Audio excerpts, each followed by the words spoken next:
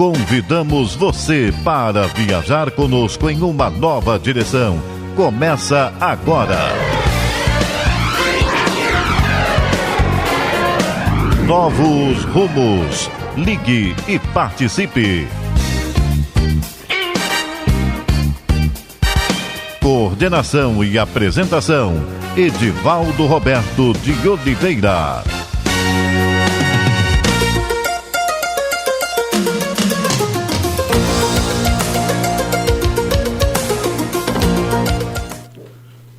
Muito bom dia a todos. Alegria, né? Recebê-los aqui nessa quinta-feira, manhã de quinta-feira, para as nossas reflexões. Essa casa que é uma casa que nos acolhe tanto, né? E agradecer, né, a todos aqueles que estiveram no domingo próximo passado, né, lá no Monte Líbano, no encontro dos trabalhadores, frequentadores dessa casa, porque todos nós somos trabalhadores em potencial, né? Foi um domingo, uma manhã linda, né, onde nós tivemos a apresentação, né, das atividades da casa, um momento de confraternização, um momento de reflexões também. Tivemos o nosso companheiro Andrei Moreira nos trazendo, né, brindando-nos com uma palestra assim, excelente sobre a importância, né, do trabalho, do serviço no caminho do bem, né? E essa casa não para, né, de estudos e de reflexões, porque isso é importante para o nosso desenvolvimento, para a nossa compreensão enquanto espíritos imortais. Nós sempre trazemos estudos à luz da doutrina espírita, né? E agora, já no início de setembro, né, para aqueles que quiserem, eu, quando acabar aqui, vou lá fazer minha inscrição.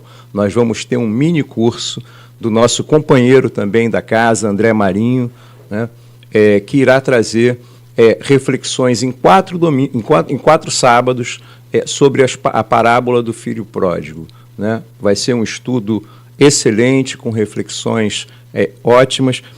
As inscrições já vão poder ser feitas na secretaria e no horário vai ser sábado, a partir das 2h30 até as 4h da tarde, né? É sempre importante que a gente tenha não apenas o convívio, né, mais estreito, né, com cada um, mas também das reflexões, né, desse evangelho, né, dessas parábolas, né, pelas quais Jesus nos legou um ensinamento de amor, né, um ensinamento realmente que faz com que a gente possa caminhar com mais paz no nosso coração, com um entendimento maior. E então a gente vai lembrar também de um convite que a gente faz sempre, mas que é bastante importante aqui para casa. Quando você passar lá no supermercado, numa farmácia, vê lá um item, né, quantos itens você quiser, né, pode ser 1 quilo de alimento não perecível, né, um creme dental, um absorvente, enfim, porque a casa faz, né, preenche as matulas para mensalmente distribuir para a comunidade nossa da Rocinha. E isso faz muito a diferença, né? Então, que a gente possa ter essa lembrança, né, essa lembrança feliz, né, de estar contribuindo, né, cada um com aquilo que puder. E aí traz aqui para casa. Você vem às quintas-feiras, então traz pela manhã, traz aqui, que vai ser sempre muito bem-vinda essa contribuição e importante, né, para que a gente possa continuar aí com os trabalhos que a casa desenvolve. Bom, então a gente já falou aqui de estudos, né, desse mini curso que o André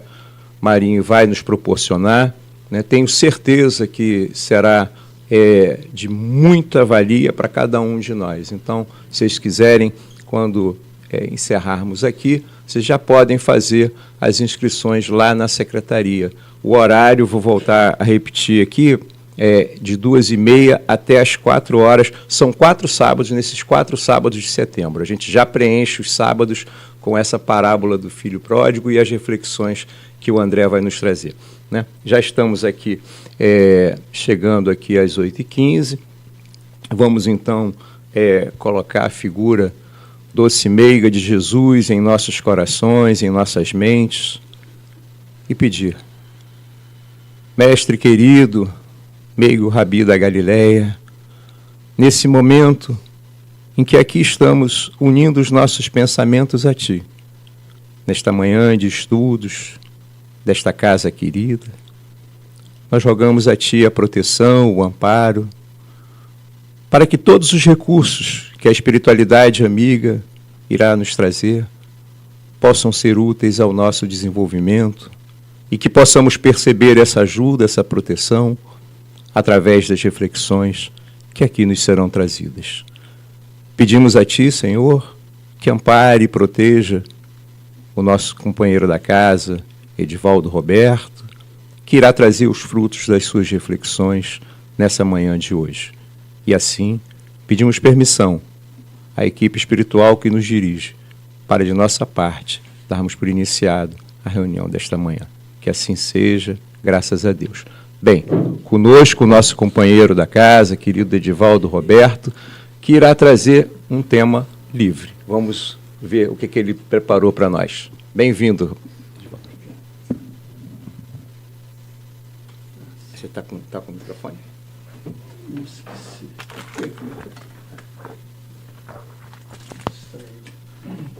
Obrigado.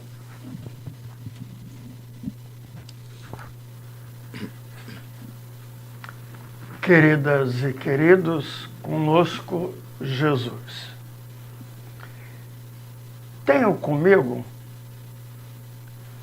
o livro Opinião Espírita, psicografado por Chico Xavier, páginas pares, e por Valdo Vieira, páginas ímpares. As pares são de Emmanuel, e as ímpares, através de Valdo Vieira, é de André Luiz.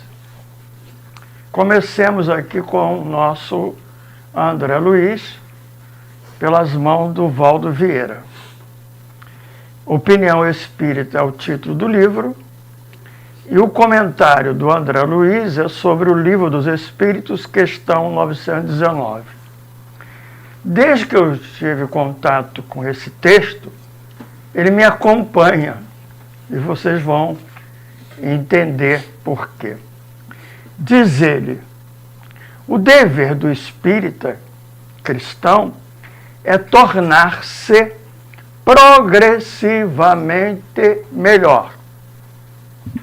Útil, assim, verificar de quando em quando, com rigoroso exame pessoal, a nossa verdadeira situação íntima. Agora a frase, a afirmação que me marcou e me põe a pensar, porque eu sou espírita desde os 17 anos, mais ou menos. E lá, portanto, muitos anos, né? Então diz o nosso André, espírita, antes de ler, eu não vou perguntar a ninguém o que ele disse aqui não, tá bom? Pode ouvir tranquilo. Espírita que não progride durante 3 anos sucessivos permanece estacionário. Não vou perguntar a ninguém quanto tempo tem de espiritismo, tá? Espírita que não progride durante 3 anos sucessivos permanece estacionário. E aí vem, porque a gente vai aprendendo, né, nas várias áreas do conhecimento humano, os tais indicadores de avaliação. E o André vai descrevendo alguns indicadores. Vamos lá. Vamos pensando juntos. Ninguém está aqui para falar publicamente, né, de si, então vai pensando. Testa a paciência própria. Estás mais calmo, afável e compreensivo? Inquire as tuas relações na experiência doméstica.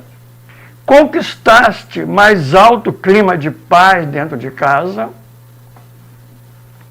Investiga as atividades que te competem no tempo doutrinário. Colaboras com mais euforia na seara do Senhor? Observa-te nas manifestações perante os amigos. Trazes o Evangelho mais vivo nas atitudes. reflete em tua capacidade de sacrifício. Notas em ti mesmo mais ampla disposição de servir voluntariamente. Pesquisa o próprio desapego. Andas um pouco mais livre do anseio de influência e de posses terrestres. Usas mais intensamente os pronomes nós, nosso e nossa, e menos determinativos eu, meu e minha. Teus instantes de tristeza ou de cólera surda, às vezes tão conhecidos somente por ti, estão presentemente mais raros. Diminuíram-te os pequenos remorsos ocultos no recesso da alma. Dissipaste antigos desafetos e aversões.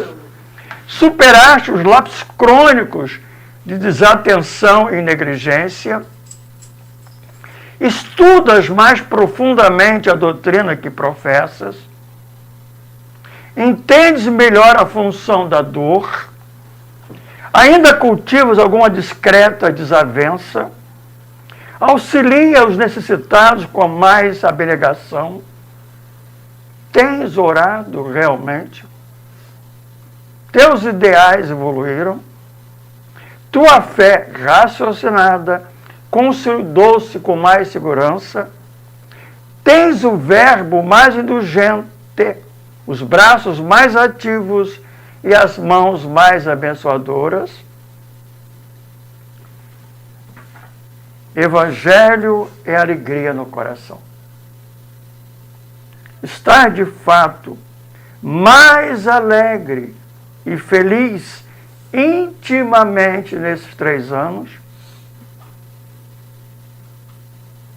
Tudo caminha, tudo evolui. Confiramos o nosso rendimento individual com Cristo. Aliás, confiramos.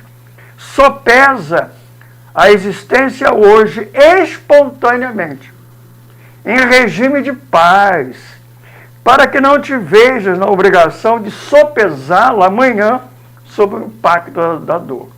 Não te iludas. O dia que se foi é mais uma cota de responsabilidade, mais um passo à vida espiritual, mais uma oportunidade valorizada ou perdida. Interroga a consciência, quanto à utilidade que vens dando ao tempo, à saúde, aos ensejos de fazer o bem que desfrutas na vida diária.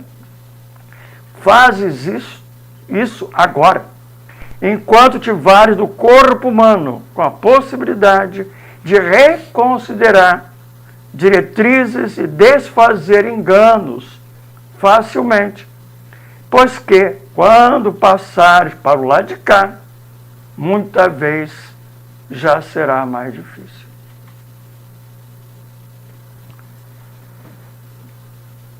Deve ser dito mais alguma coisa? Bom, então, é importante, desde que, repito, que eu me dei conta dessa página, o tempo foi passando, né? E esse tempo precioso me trouxe possibilidade de reflexões sobre a doutrina espírita. O que ela veio fazer na Terra? Emmanuel, no livro Seara dos Médiuns, tem um texto, Aviso, Chegada e Entendimento. E ele é claro, a doutrina espírita inaugurou na Terra a era do entendimento. Nada obstante, ele faz uma ressalva. Isso não quer dizer que toda a humanidade tenha entrado na era do entendimento. Mas, de fato, a doutrina inaugura a era do entendimento. Quando recuamos aos dias inaugurais da doutrina espírita, temos uma esquina da história cultural da humanidade.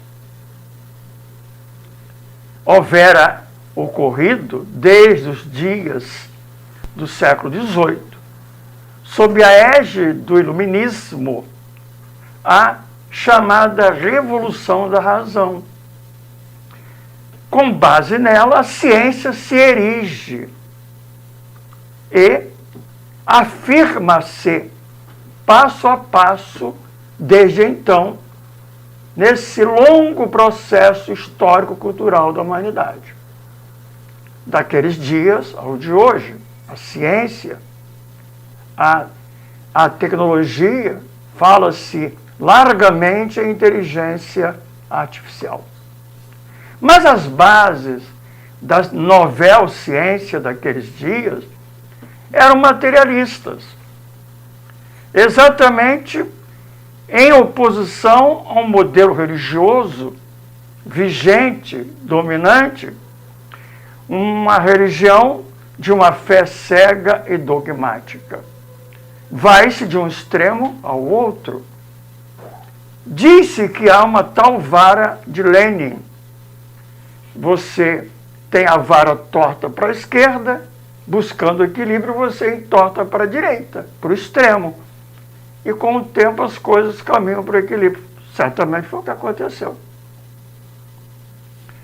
Essa ciência, nascida no século XIX, necessária e importante, repito, no processo histórico-cultural da humanidade, trouxe consigo uma filosofia nadaísta, negativista, pessimista, que, numa expressão muito adequada, Erich Fromm traduz assim, um pensador nobre da segunda metade do século XX.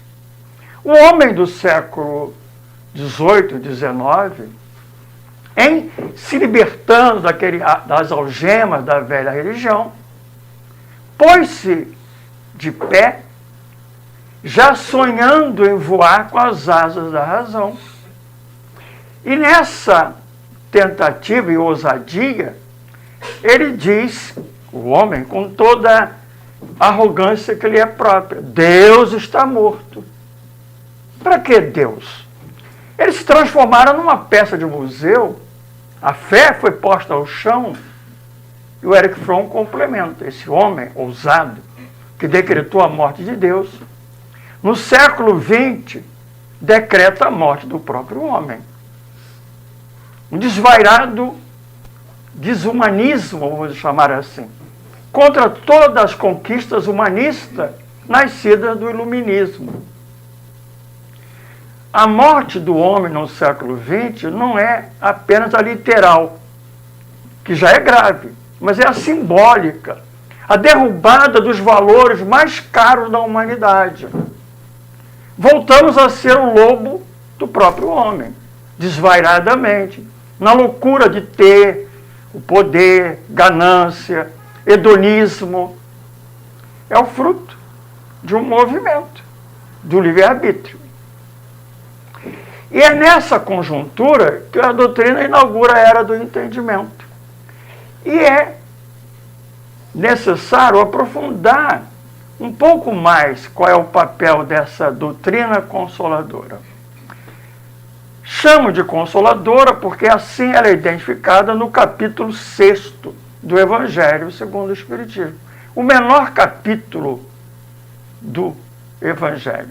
Mas de uma profundidade e de uma afirmativa da identidade espírita. Como em outros capítulos, Allan Kardec, desentranhando o pensamento vivo de Jesus, como propõe Emmanuel, nesse mesmo livro e no outro Estude Viva,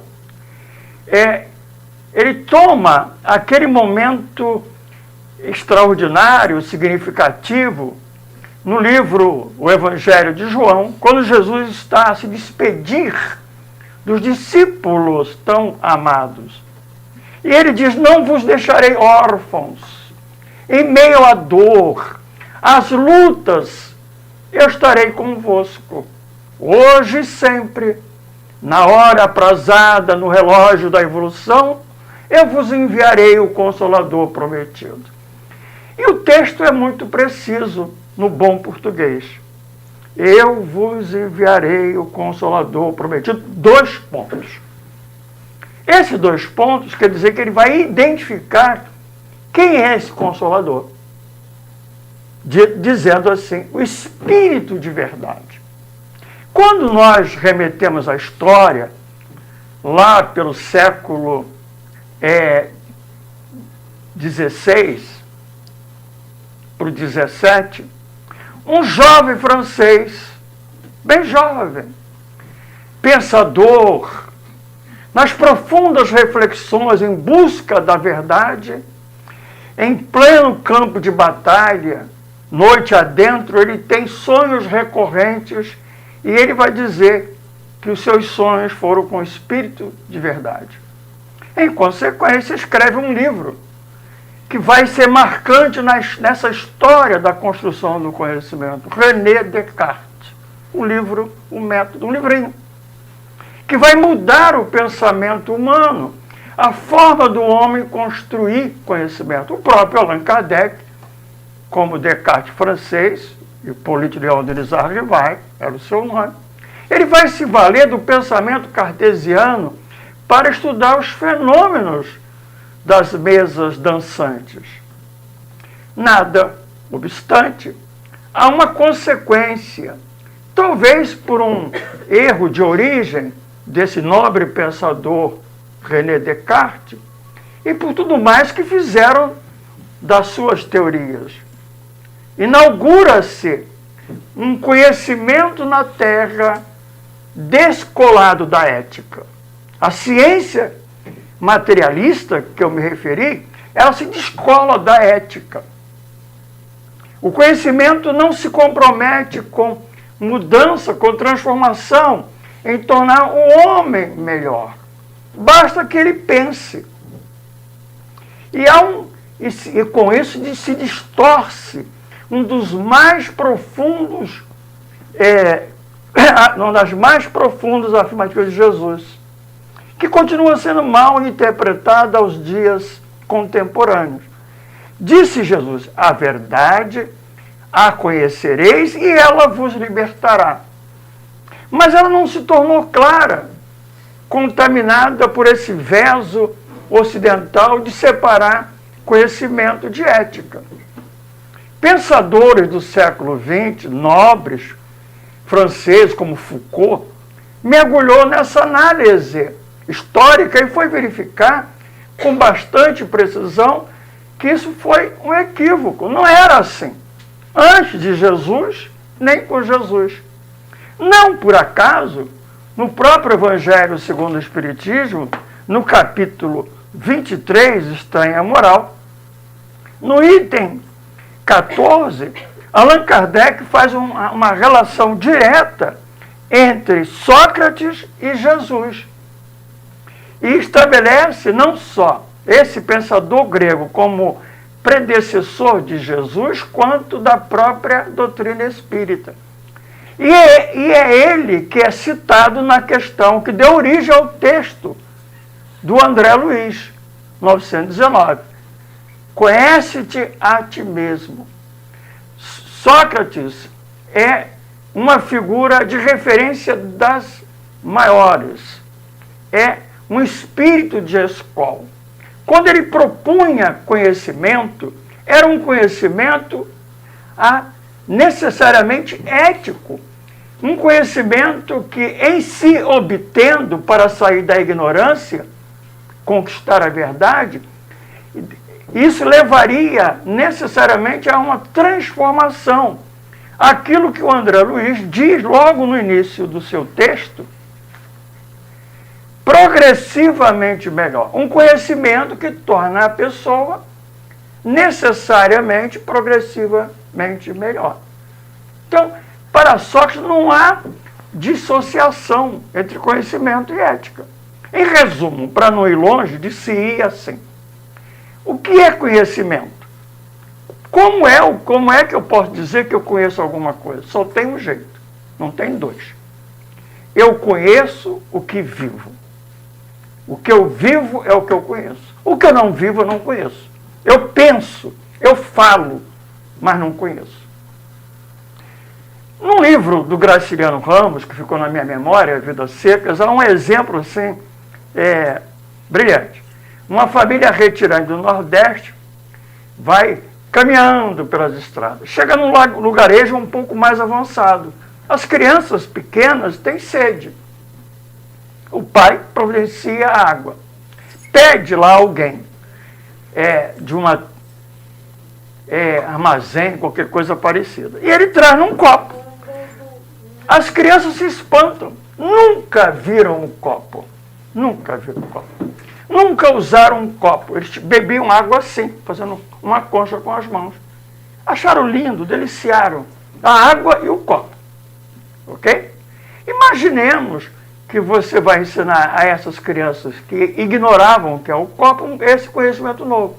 Você vai dar aula sobre o copo, como ele é fabricado, para que ele serve.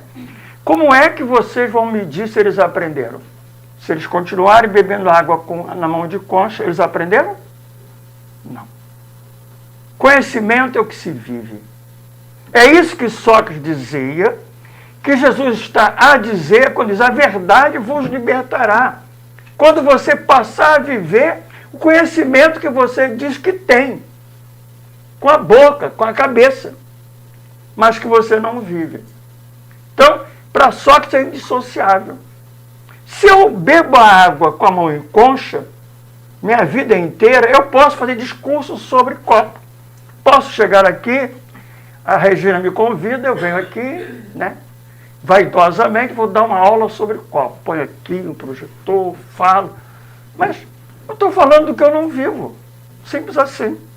Fiz uma bela palestra, faço até vocês chorarem. Mas, se não vive, não conhece.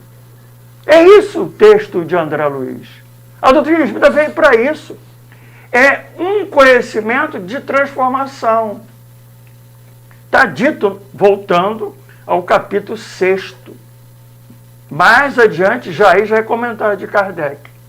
Ele faz uma síntese, dizendo o que é a doutrina. É um conhecimento que faz o homem, a mulher, as pessoas, tomarem conhecimento de onde vem, para onde vai, o que está fazendo por aqui. Isso aqui não está a passeio, em doce far niente. Não. Né? Então, mas é um conhecimento que transforma. E, ao mesmo tempo, consola. Eu lembro que, certa feita, há muitos anos, eu estava lá no Instituto de Educação, trabalhando lá, onde eu houvera me formado como professor de ensino primário, e uma pessoa me apresentou a outra. Olha, Edvaldo, eles querem trazer aqui uma grande figura da parapsicologia mundial. E o Instituto tinha um belo auditório. Né? Eles querem alugar, não sei o que e tal. Bom, eu fui muito atencioso, tinha que ser, não diferente. E não foi possível. Mas em frente tem ainda uma igreja da Marizibar, eles alugaram lá. Mas como eu fui muito gentil, eles falaram: não, vou te oferecer, professor, um convite. Eu fui. Belíssima aula, né, sobre reencarnação. A certa altura, abriu-se as perguntas, e alguém perguntou assim, um espírita, né, provocando, alguém perguntou sobre a reencarnação. Ele, pesquisador de reencarnação, como todos aqueles que iam para o laboratório pesquisar, investigar, né, quanto o objetivo disso. Né? Ele foi muito claro, tranquilo, ele disse: olha, eu sou um pesquisador, sou um homem de investigação, sou um cientista. Eu me proponho a buscar evidências, estudar, para mostrar que a reencarnação, mas, ponto. Como assim? Não tem nenhum compromisso a mais com isso. Vocês estão entendendo? Ele traz a reencarnação, prova que tem, mas ele, como cientista, isso é muito interessante, ele entende que não cabe nenhuma reflexão o quanto essa reencarnação pode mudar ou não mudar aquele que passou a incorporar no seu repertório interior, mental, esse conhecimento da reencarnação. Veja, de escola. Para nós não pode ser assim. Você não pode estudar esse conceito, entendê-lo, usar razão, Descartes, não sei o que, medir, ir para o laboratório. Eu vou usar uma expressão forte, viu? E não se pode estudar esse conceito e continuar canalha. Não pode, isso é impossível. Não combina. Há que melhorar. Não é tornar-se santo, porque a palavra aqui é progressivamente. Mas há que melhorar. Um outro grande pensador da Índia, né, Krishnamurti, ele lá nos Estados Unidos, várias vezes de seminário, um dia alguém, sempre tem alguém, né, quando você abre para o público é um perigo, aí alguém impertinente perguntou, mas o senhor é da Índia? Todos na Índia acreditam na reencarnação, por que você não fala sobre a reencarnação? E ele respondeu muito simples. Olha, mais importante do que falar na reencarnação é viver como se nela cresce. Você não precisa nem crer.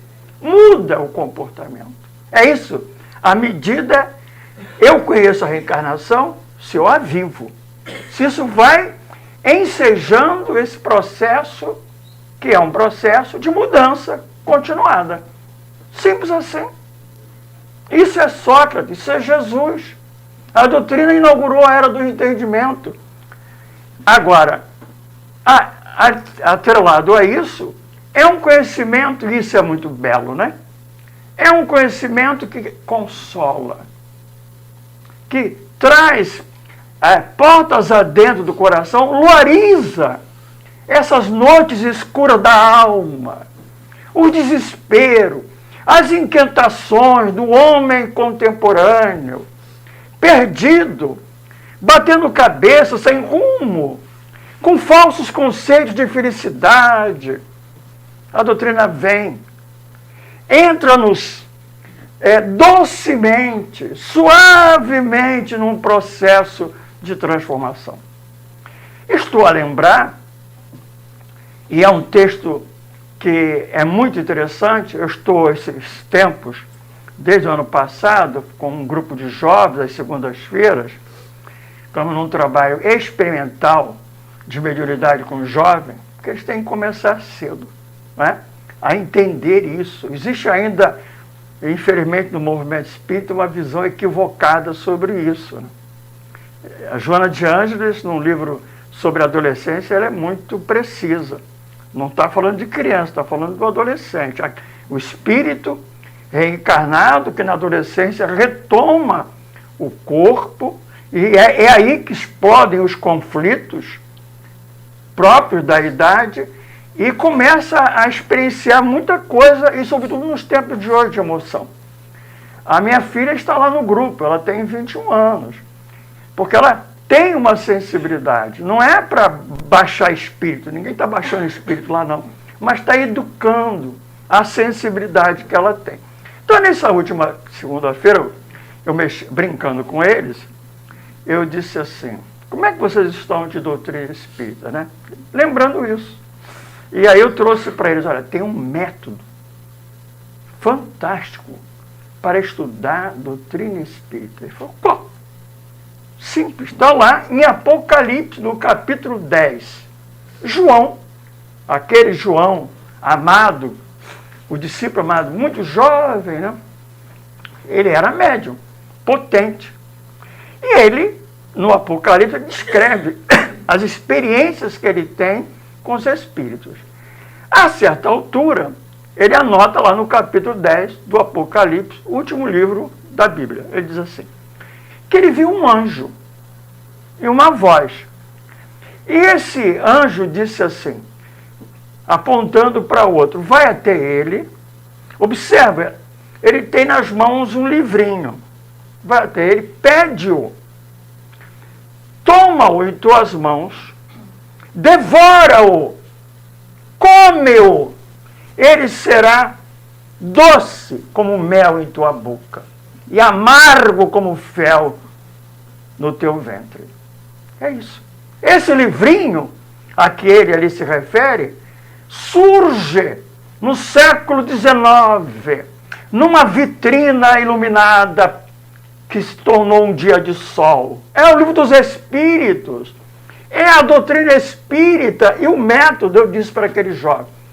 Se você não está devorando a doutrina espírita, você não está aprendendo. Pega o livrinho e come. O livrinho, esse conhecimento vai ser doce, consolador, quando você tem o contato. Mas à medida que ele se adentra nas entranhas, ele vira fel. É o contato conosco mesmo. Necessário. Ainda que seja ao mesmo tempo consolador. É um certo trecho, que eu também não vou achar assim de pronto, ele diz isso, né? De certo modo, o André diz isso, sobre esse processo, só pesa a existência hoje espontaneamente em regime de paz. Ninguém está dizendo que é um processo de dor inútil. É a dor da verdade, é a partogênese, é a metanoia grega, é a mudança de dentro para fora. É se olhar as próprias sombras, as próprias dificuldades, mas isso tem que ser com doçura, com muita doçura. É amar os próprios erros, é olhar os próprios erros com muita doçura, com profunda compreensão de mim mesmo, das minhas limitações por enquanto, mas que não me impedem de um compromisso firme de transformação. Uma coisa não impede a outra. Não é um conhecimento que se torna fel nas entranhas num mau sentido, de me tornar cabrunhado, cheio de culpa, carregando uma bola nos pés que não me deixa andar, de remorso, de culpa, o tal pecado original, a culpa do pecado original. Não e não. É alegria, diz o texto. Essa transformação tem que trazer alegria, cantar a vida, porque o conhecimento é da vida imortal. Eu sou um espírito imortal, não depois da morte, não basta. Também não, eu sou na existência do berço ao túmulo, porque já o era antes de reencarnar. Isso traz ânimo, coragem. A possibilidade de uma felicidade possível, descrita no Livro dos Espíritos, na questão 920. Pode o homem ser feliz na Terra? Não. Diz a resposta, mas se eu ficar nessa primeira parte, realmente vou sentar no caminho e vou chorar. Mas ele continua. Não integralmente, não plenamente, mas relativamente sim. E diz mais, que para mim é profundo. Cabe ao homem ser tão feliz quanto possível na Terra.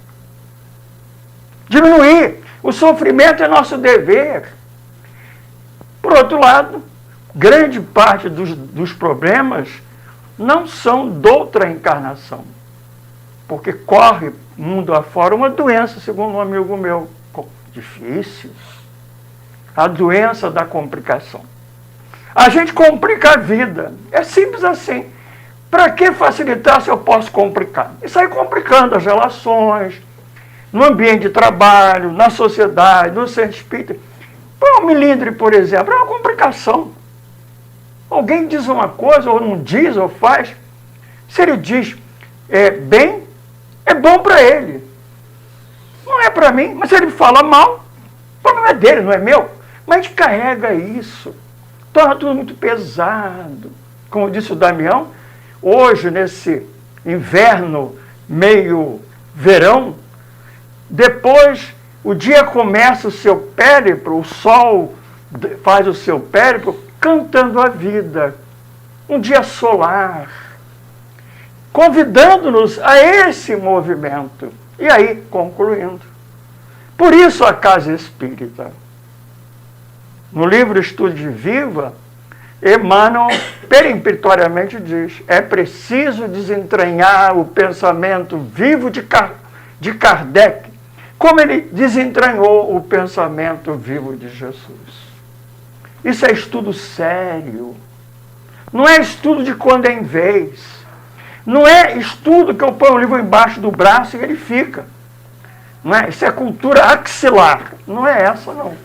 O livro pode até ficar, depois de um tempo, meio esquisito. Não é também livro de orelha. Ler, ou de ouvir, ou de osmose. Há quem acreditasse que convivendo pertinho do Chico ia se tornar melhor. Lê do engano, ele fez a tarefa dele, eu tenho que fazer a minha. Então, a casa espírita é uma abençoada escola, que nos ensina a viver, que é a ciência mais complexa, a ciência do viver, que é necessariamente conviver. Conhecimento, concluindo, é o que se vive. E isso é processual, sem culpa. Se não estou como eu queria estar hoje, eu me olho e percebo que eu sou melhor do que ontem. O que eu não resolvi hoje, vou fazer o esforço para resolvê-lo amanhã. E isso vai no processo. Não é? E agora a ciência em boa hora, eu abro o jornal, Página da Saúde. Aí vem lá o geneticista. Olha, doença hereditária é 1%. Nós não estamos determinados por um destino implacável, Maktub, está escrito. Aí trouxeram a tal de hipergenética, dizendo que a minha emoção, meu pensamento, não é só o bom hábito da alimentação, da caminhada, é como eu estou comigo mesmo. Que a primeira relação que eu tenho que dar conta não é com o outro, é comigo. Como é que eu estou comigo mesmo? O si mesmo. Amando a mim mesmo, com autoestima e tal. Isso me leva ao outro. Aliás, hoje na Rádio de Janeiro, eu tenho um programa, exatamente hoje, às 15 horas. A pergunta que eu coloquei, título do programa é: Trabalhador espírita, 2 pontos. Sua autoestima como vai? Tem que perguntar, porque você tem autoestima baixa, alta, frágil. A maioria está na frágil, mas tem a equilibrada. Eu estou equilibrando a minha autoestima? É o amar a si mesmo. Então, é isso. Que tenhamos, pois, todos um bom dia. Obrigado, Edivaldo. Tantas reflexões, frutos desse estudo que você nos trouxe pela manhã. Nesse momento agora, as luzes estão se apagando e nós vamos convidar os médiuns para a segunda parte de nossa reunião, que é o momento do passe, né? Os médiuns vão se colocando em posição e nós vamos aqui também já, né, com os nossos corações asserenados. Mestre Jesus, nesse instante em que elevamos os nossos pensamentos a Ti, nós pedimos que essa equipe benfeitora de espíritos amigos que se encontram nesse instante possam nos trazer esses recursos, essas bênçãos de luz, de amor, que nos farão melhores a partir da nossa esperança, da nossa convicção, do nosso entendimento. Que possamos perceber com os companheiros médiuns que aqui se encontram o fluir dessa energia, desse momento do passe. E assim pedimos à equipe espiritual que nos dirige, que possamos dar por iniciado o passe desta manhã. Graças a Deus.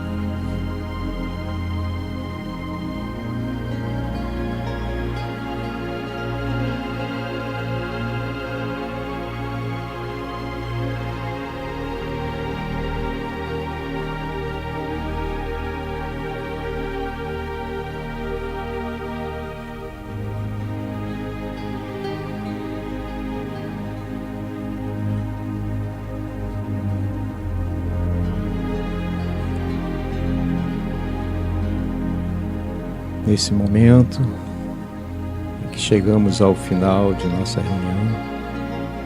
Ó Pai, agradecemos a Ti por todas as bênçãos, pelos recursos que foram oferecidos nesse momento de estudos, pela fluidoterapia do passe, pela água fluidificada que iremos beber. São tantos os recursos, Pai, que nós te agradecemos por esta casa, por esta doutrina que nos conforta, que nos consola, que nos orienta. Que nós possamos te pedir, sustenta e ampare, Pai, todas as atividades desta casa, essa casa tão abençoada, que cada um de nós possa levar essas reflexões e todos os recursos que aqui foram trazidos, para que durante toda a semana possamos refletir e agir no caminho que Tu nos ensinaste. Fica conosco, Mestre. Permite que nós possamos estar sempre contigo. Agradecemos a equipe espiritual, dirigente desta reunião, que nós possamos na próxima semana aqui estarmos com alegria em nossos corações.